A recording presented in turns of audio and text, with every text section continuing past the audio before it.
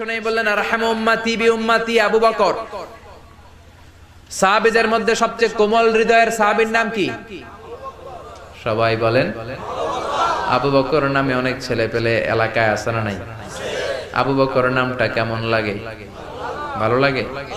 ইসলামের প্রথম খলিফা, বিশ্বনবীর হিজরতের সাথী, ঠিক কি না? নবীর পরে সবচেয়ে শ্রেষ্ঠ মানুষ হচ্ছেন আবু বকর। সুবহানাল্লাহ পড়েন। আবু বকর নামটা বড় চমৎকার। ছেলে হলে এই নাম রাখবেন, আবু বকর রাখবেন। ভদ্র নাম আপনার ছেলের জীবনে একটা প্রভাব ফেলবে। চিল্লায় এখন ঠিক কিনা? বিশ্বনবী বললেন সবচেয়ে কোমল হৃদয়ের সাহাবী হলো আবু বকর, আর আবু বকরকে আবু বকর নামেই ডাকবেন। আমরা অনেক সময় নামের বিকৃতি করে ডাকাডাকি করি। আবু বকররে ডাকে বকইরা, আছে না নাই? কত সুন্দর নাম রেখেছে মা বাবা। আব্দুল কুদ্দুস, সেটারে ডাকে কুদ্দুচা। জিহাদের ময়দানে সর্বপ্রথম